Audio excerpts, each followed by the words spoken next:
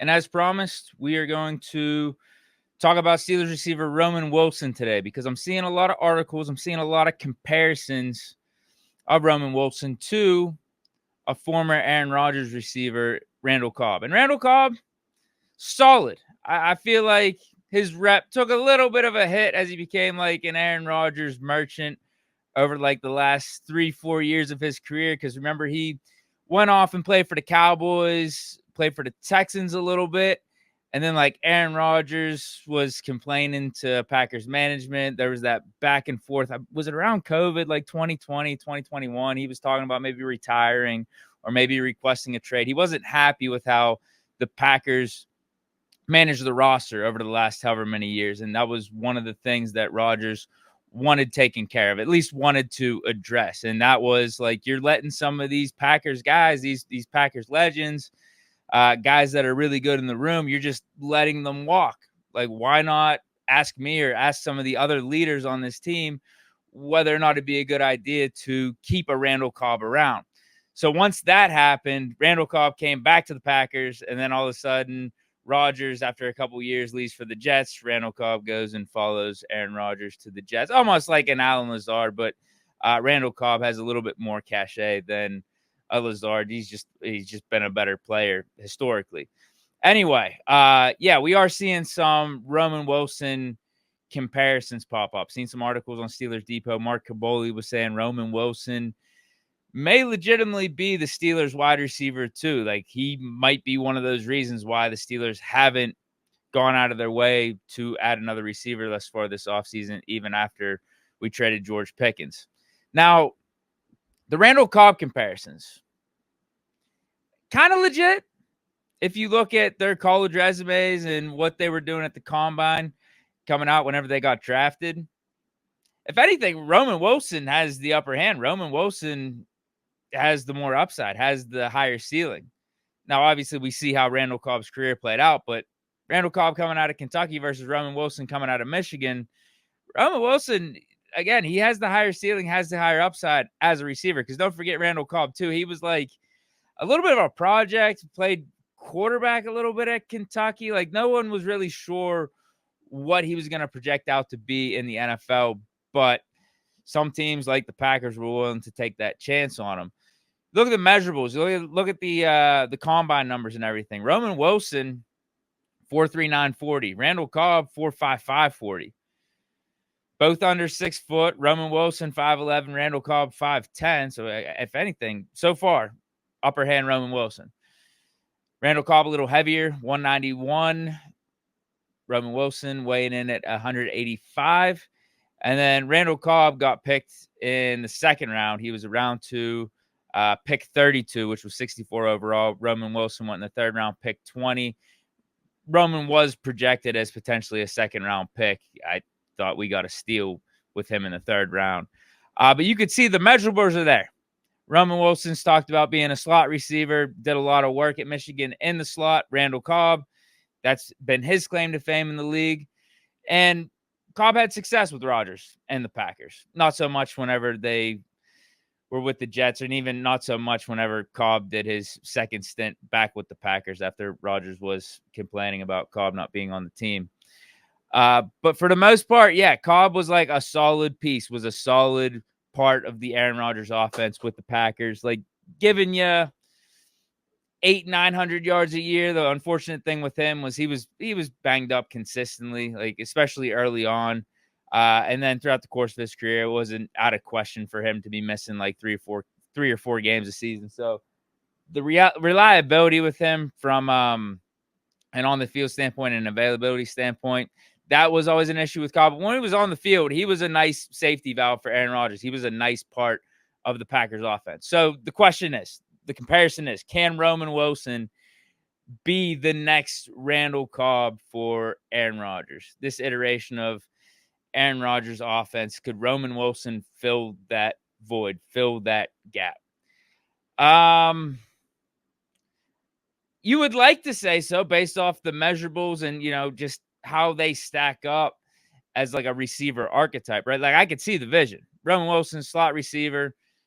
Randall Cobb, slot receiver. Roman Wilson, talented. Randall Cobb, talented. Both Randall Cobb went in the second round, but he was considered, a round 2, round 3 prospect. Same thing with Roman Wilson. So you could see it. Absolutely see it. Both are tough guys. Both are willing to block. Both are willing to do the dirty work. The only thing is, whenever I look back on Randall Cobb's career with the Packers, is he had 2 solid outside guys alongside with him pretty much every step along the way, which contributed to his success in the slot. It was either Davante Adams, Jordy Nelson, people forget about Jordy Nelson, or James Jones. Depending on what point of his Packers career you want to talk about. Early on, it was Jordy Nelson, James Jones, and then Randall Cobb, and then, Davante Adams gets drafted, and then there's different configurations of all this, but he always had, it's either Davante Adams on the outside or Jordy Nelson on the outside as the number 1, and then as like the second guy, it was one of the other guys that wasn't the number 1. There's all these different type of configurations if you look through it. Sometimes it's Davante Adams and James Jones. Sometimes it's Davante Adams and Jordy Nelson, James Jones and Jordy Nelson, depending on who's hurt, who was on the team at the time and everything, because James Jones did a little stint with the Raiders. Steelers, right now we don't exactly have that on the outside. We have DK Metcalf. He's the one. He's comparable to whoever you want to throw out there as the Packers number 1 from back in the day, Davante Adams, Jordy Nelson, or James Jones. James Jones wasn't really number 1. He had a season or 2 where he had some nice double-digit touchdowns, but Davante Adams, Jordy Nelson, that's the Packers number 1 for the time. DK Metcalf, very comparable to those guys, right? But who's the other outside guy that the Steelers have? It can't be Calvin Austin. It can't be. I know people are high on Calvin Austin. I thought he had a good season for us last year, but he's just too small. You talk about Davante Adams. You talk about Jordy Nelson, James Jones. Those are big guys playing the outside. Davante Adams, physical specimen. Jordy Nelson, big body. I know he wasn't the tallest guy, but big body, physical presence. James Jones, we know what his play style was as well. Deep threat, 50-50 ball guy. That's not Calvin Austin's a speedster, decent route runner, but as an outside threat to open up the inside for the slot, I have yet to really see it, and it's just tough because of his size, just because of his frame, 5'7". You see how skinny he is out there. I don't know exactly what his weight is, but it's not too hard for a cornerback to press him at the line. Calvin Austin's claim to fame, or what you're looking for out of him with your offense, is almost what you're looking for out of Roman Wilson. It's almost like we have a copycat between the two. We need another outside guy. If we're talking about Roman Wilson being the next Randall Cobb for us, we need another outside guy, because that's what Randall Cobb had in all those Packers offenses, to open things up for him. And outside of DK Metcalf, Calvin Austin, and Roman Wilson, we have Robert Woods, Scotty Miller, and Ben Skoranek. At tight end, we have Pat Freiermuth and Darnell Washington. I don't know if that's enough whenever you compare it to what the Packers had to make that 1-to-1 comparison. There's another move to be made, right? I got to bring up Davante Adams, Randall Cobb, Jordy Nelson, James Jones. Sometimes there was a season or two when all 4 of them were on the team at the same time. So a DK Metcalf, Calvin Austin, Roman Wilson, I like that. Calvin Austin / Roman Wilson, and in this case, in this argument, Roman Wilson's filling the Randall Cobb role. DK Metcalf filling the wide receiver 1 role. Who's the other outside guy? Robert Woods back in the day, not now. Scotty Miller, he's a slot guy himself. Ben Skoranek hasn't really proven much. We still need another move. That's what I'm thinking. I would feel a lot more confident about Roman Wilson being the next Randall Cobb if we just get another outside guy. And we know who's out there in free agency: Amari Cooper, Keenan Allen. Keenan Allen said he doesn't want to come to Pittsburgh. If we offer him a decent deal, I'm sure I'm sure he wouldn't be too opposed to joining the Steelers and being in the Steel City, playing alongside Aaron Rodgers. I think the reason why he didn't want to come here is more due to weather. We give him a contract. No one else is offering him a contract. And we give him a decent opportunity to be a wide receiver too again. I'm sure he would take it. I'm not putting too much stock into what he said on a podcast in passing. Yeah, Keenan Allen, Amari Cooper. We've talked about Gabe Davis. Hasn't really been able to pass the physical. Doesn't look fully right from a health standpoint. That's about it. Those are the only three. I mean, I think you'd seriously consider from a free agent standpoint, because you also got DJ Chark, Tyler Boyd, Nelson Aguilar, pass. Or it's the trade for a former Rodgers receiver, Romeo Doubs, Alan Lazard. But you see that, like, if we add one of those pieces, that changes the wide receiver room a little bit. That makes me think, yeah, Roman Wilson, he fits that Randall Cobb role right now. Because if not, Calvin Austin, Roman Wilson playing the outside, unless it's Robert Woods, unless it's DK Metcalf, Robert Woods, and you have Roman Wilson, Calvin Austin on the inside doing their thing there. And maybe you have some configurations where Roman Wilson is on the outside because at least he's a little bit bigger than Calvin Austin. Yeah. From a measurable standpoint, a talent standpoint, I see it. But I just think we need that one extra piece in this wide receiver room for it all to come together and to replicate what Rodgers had going with some of those Packers offense back in the day. Because I laid it out there for you.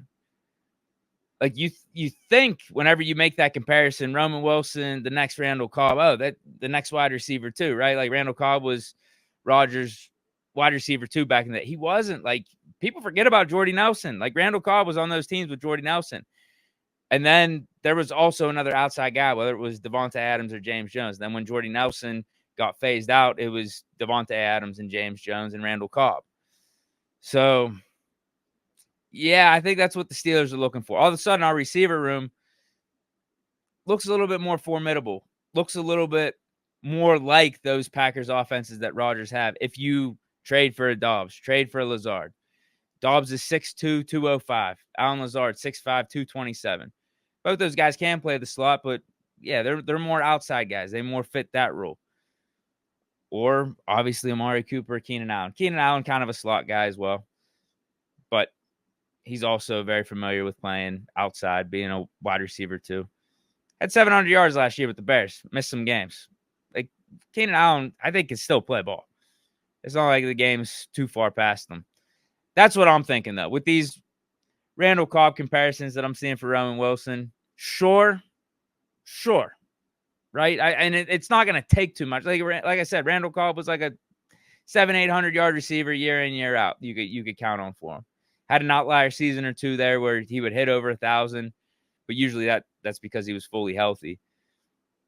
And unfortunately with Roman Wilson, if you want to talk about Randall Cobb comparisons, we are seeing some bad injury stuff with him thus far. Missed basically his whole rookie year. Knock on wood, nothing happens to him for year 2 and going forward. Yeah, I don't mind the comparisons. It's just we need another piece on this offense. Let's make one more move. Let's solidify this receiver room and not have the same conversations at week in and week out heading into the season about the Steelers needing another outside guy. Let's take care of that. Get a trade. Get one of Rodgers' guys in here, whether it's Dobbs or Lazard, or pick up Amari Cooper, pick up a Keenan Allen. I don't know, man. Unless we're gonna run, we do have Arthur Smith. I was gonna say we run some heavy tight end sets and we operate with small receivers working out of the slot and the DK Metcalf, almost like, and I brought this comparison up in the past, almost like the Brady offense with the Patriots, a la like 2012, 2013 with Gronk, Hernandez, and then they had a bunch of scat backs, small receivers. They didn't have a big-time wide receiver one at that time off the top of my head. But with where Rodgers is at, I think the better comparison is to where Brady was at, in his early 40s, mid-40s, whenever he went down to Tampa Bay. He had 2 top outside guys, and then he had AB in the slot, like a Scotty Miller in the slot, 2 tight ends. Like, we already got the 2 tight ends, Freiermuth, Darnell Washington, unless we make a move for Jonnu Smith. But I'm confident in those guys. I think we can operate with them. Rodgers was talking up Darnell like he could be the next Mercedes Lewis. It's just that can we get that extra outside guy? Just that extra outside guy. Because I'm sorry, I have my concerns about Calvin Austin and Roman Wilson being able to do that for us. And if you want to talk about Roman Wilson being the next Randall Cobb wasn't outside guy, wide receiver 2 like that for the Packers. No, he had outside guys surrounding him, which would open things up for Randall Cobb. And that enabled him and Aaron Rodgers to build that connection. So that's that with the Roman Wilson, Randall Cobb comparisons. Speaking of adding a receiver, though, I saw this came across the docket today. I can't believe I'm talking about this. But it's June 25th, the dog days of summer. Let's entertain it, because this is just nonsense. This is just off-season nonsense. I'm admitting it right now. I'm not even above it. I'm shameless. It's the dog days. It's June 25th. We're talking about it on our show, but this ain't going to happen. Let's talk about it, though, anyway. Let's react to it. So a Fox Sports writer wrote on their website, it was like 5 or 6 top potential trades or best fits for minicamp and offseason holdout guys, the guys that are upset with their current teams and are looking for a new deal. Terry McLaurin was on that list, and TJ Watt was on that list as well. So he says the best fit for TJ Watt is the Washington Commanders. And he puts 2 and 2 together here by saying, like, hey, Terry McLaurin's upset over with his team. TJ Watt upset. I think upset's a stretch with TJ Watt here. Upset with the Steelers. What's a better adjective? I think he's just looking for a new contract. That's all. Upset? Is he upset? I think if he doesn't show up for training camp, maybe we could start throwing the adjective out there of upset. I don't know about upset. There's got to be a better word. Yeah, I think he's just looking for a new contract. I think it's just business with TJ Watt right now. I think he's just standing on business. But anyway, he goes on to say, again, I'm not buying that the Steelers would do this. Watt is an iconic piece of that franchise, and the word carries weight in Pittsburgh. Furthermore, even with Rodgers at quarterback, the Steelers' hopes of accomplishing anything this season will still rest on their defense. Why not indulge one delusional fantasy with another? If Washington were to trade Terry McLaurin, they'd be opening some financial wiggle room to add another lucrative player. They could get at least 2, if not 3 years of play out of Watt before they have to worry about extending Jaden Daniels. They definitely need the pass rush help. Watt would give Dan Quinn a blue chip player, which he doesn't really have right now on his Commanders defense. Adding him to the pass rush that currently includes Frankie Louvu, Dorrance Armstrong, Dietrich Wise, Clelin Ferrell would upgrade the Washington pass rush from so-so to outright dangerous. All right, that's just outright dangerous. I mean, come on. Let's relax with that. Sure, maybe it's a mixed message to hinder the offense by trading McLaurin only to add TJ Watt, but with all due respect to Scary Terry, I think it's a bit harder to find a Depoy-level edge rusher than an all-pro caliber receiver in today's NFL. This isn't happening. Again, this isn't happening. But I'll tell you what. This is something I would consider for the long-term success of the Pittsburgh Steelers, for the long-term vision of the Pittsburgh Steelers. Not for this year. I will say that for this year, I think the Steelers would put themselves in way too much of a bind by trading TJ Watt right now without having any backup plan, without having a full free agency ahead of us or a full draft ahead of us. It's like you're fixing one problem for another, essentially, if we're trading TJ Watt for Terry McLaurin, which is, I think, a problem the Steelers would be better off taking on for the future. Like, I think, yeah, you could draft an edge rusher or two in 2026, maybe sign some guy, but then having a Terry McLaurin and DK Metcalf, like that's something dangerous, especially if you're talking about drafting a quarterback in 2026 and having a new era, whether it is Will Howard, whether it's the 2026 quarterback, whoever it is. And in the landscape that is the modern NFL, like, I think that could be a little bit more beneficial for the Steelers. Everything being so offensive slanted. And just the fact, too, we are talking about needing another outside guy. You could do a lot worse than Terry McLaurin. But again, you'd be trading one problem for another. And for right now, I think the Steelers would be better off still having that uncertainty at receiver, but having TJ Watt here. For 2025, that's better for us. I think we've put ourselves in too much of a bind right now, and there's not enough flexibility left to be able to try to replace TJ Watt. There's not a draft ahead of us. There's not a full free agency ahead of us. Like, who are we gonna, like, we're just gonna have Highsmith and Herbig then? Like, I don't have too much faith in that as an edge rush duo. I think we can get away with what I was talking about on offense: DK Metcalf, Roman Wilson, Calvin Austin, our tight ends, our running backs. We get away with that. Is it optimal? No, I still want to add another guy, but I think we can get away with that better than trading off TJ Watt, even with us bringing in a Terry McLaurin. The Steelers are better off with TJ Watt than Terry McLaurin for this season. You're talking about 2026, 2027. I think that is a legit different story. But we're in the here and now. I think it would be stupid to do as we sit here June 25th. I think it would be a stupid move. It'd be a fair trade, though. It definitely would be a fair trade. If you brought up this scenario before the draft or in March, I might be pressing the red button. I might be saying, yeah, let's just do it. Let's do it. Let's have Terry McLaurin and DK Metcalf. Although at the time we did have Pickens too. That's the other. Like, we've had a lot of turnover. Not only this offseason, over the last 2-3 offseasons. We've had a lot of moving parts, and it's tough to keep track of all the different timelines. Yeah. I mean, I'm just trying to think. If this would have been a legit thing in March, say we were always going to move off Pickens, we wanted to be out of the Pickens business, remove the antics, remove the drama. You do the Watt for McLaurin. Maybe it just would have been nice if we could have done Pickens for McLaurin.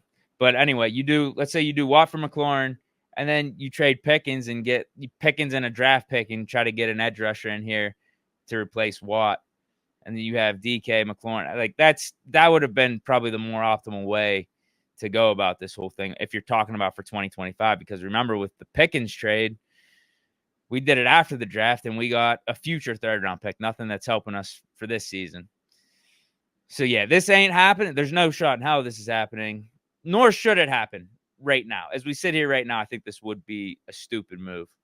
But next offseason, if you talked about doing this earlier in the offseason, maybe it would have made more sense. But, no, I'm good.